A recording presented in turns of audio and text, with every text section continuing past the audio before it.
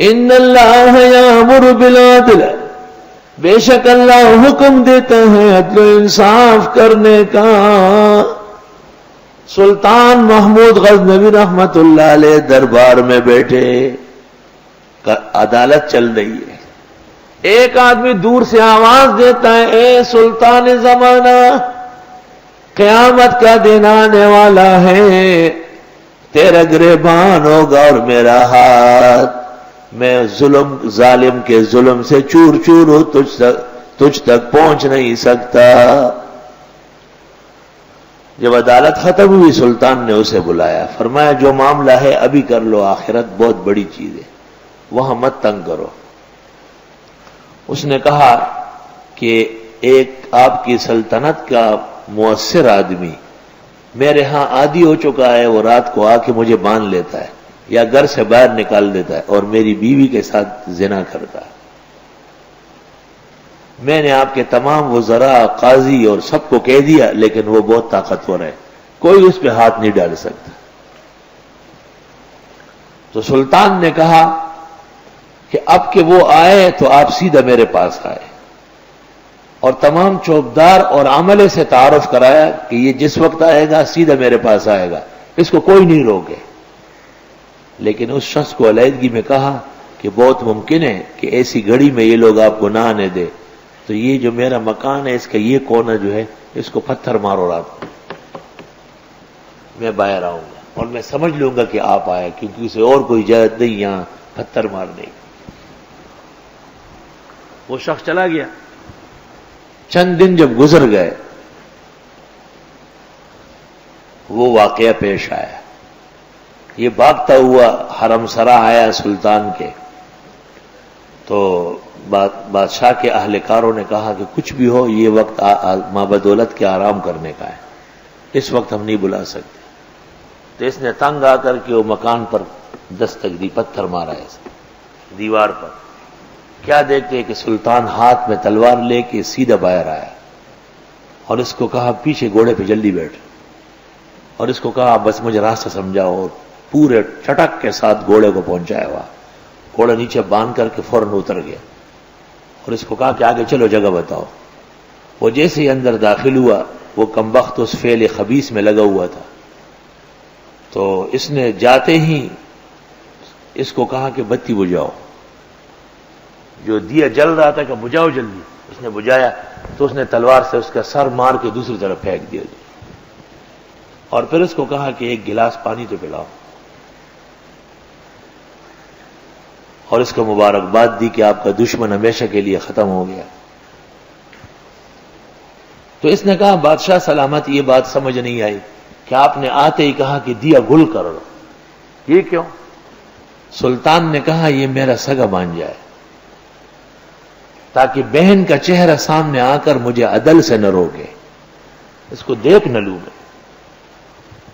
کہا آپ نے پانی مانگا بہت جلدی، کہا جس دن سے آپ کی فریاد سنی اور آپ کے چہرے پر میں نے آنسو کی بارش دیکھی، اس دن سے میں نے پانی پینا چھوڑ دیا، اور میں نے اللہ سے عہد کیا کہ جب تک اس مظلوم کو بدلہ نہیں لوں گا ایک قطرہ پانی زبان پر نہیں رکھوں گا۔ ان اللہ یامر بالعدل، بے شک اللہ حکم دیتا ہے عدل کا، انصاف۔ یہ تر امتیاز ہے اسلام کا۔ مسلمانوں کو جب بھی اقتدار ملا اور اختیارات ملے انہوں نے انصاف کیا ہے، کسی کے ساتھ ظلم نہیں کیا ہے۔ ان اللہ یامر بالعدل والاحسان وایتاء ذی القربى، بے شک اللہ حکم کرتا ہے عدل کرنے کا، رعایا کے ساتھ، احسان کرنے کے ساتھ، ظالم کے ساتھ، وایتاء ذی القربى، اور رشتہ داروں کے ساتھ۔ رشتہ دار کو اخیر میں ذکر کیا۔ فخر رازی نے لکھا ہے کہ اس کا خیال تو سب کرتے ہیں۔ وَيَنْهَى عَنِ الْفَحْشَاءِ وَالْمُنْكَرِ وَالْبَغْيِ، اور روکتے ہیں بے حیائی، ناجائز اور بغاوت کے کاموں سے۔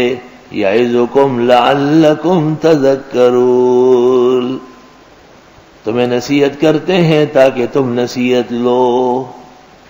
امام محمد ابن کعب قرظی کہتے ہیں دعانی عمر ابن عبدالعزیز، مجھے عمر ابن عبدالعزیز نے کہا کہ یہاں آ جاؤ. امام محمد ابن قرظی بہت بڑے تابعی و مفسر ہے. فقلت فقال لی صف لی العدل، کہا ذرا عدل کی تعریف کرو. فقلت بہت اچھا. سألت عن امر جسیم، آپ نے بہت بڑی بات پوچھی ہے خلیفہ. کل لصغیر الناس ابا، لوگ جو چھوٹے ہوں ان کے باپ بنو. ولکبیرہم ابنا، اور بڑوں کا بیٹا بنو. وللمثل منہم اخا، اور برابر والوں کے بھائی بنو. وللنساء کذالک، اور اس طرح عورتوں کے بھی. وعاتب الناس علی قدر ذنوبہم، لوگوں کو اتنی سزا دو جتنا جرم ہو. وعلی قدر اجسادہم، اور جس قدر ان کے جسم میں برداشت ہو. ولا تضربن لغضبک صوتا واحدا، اپنے غصے کے لیے ایک لاٹھی بھی مت مارو. فتکون من العادلین، ایسا نہ کرنے کے بعد آپ واقعی انصاف والے ہوں گے. عدل، انصاف.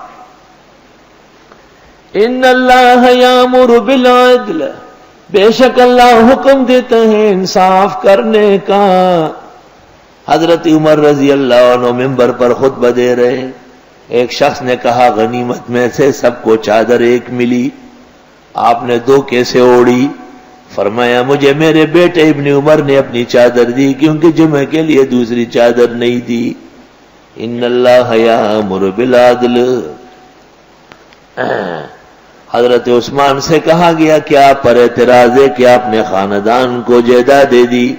ابن جریر طبری لکھتے ہیں تاریخ میں حضرت عثمان نے کہا میں تو صرف ذاتی جائیداد دیتا ہوں، کہیں بھی خلافت کی کوئی ایک پائی ادھر ادھر نہیں ہوئی.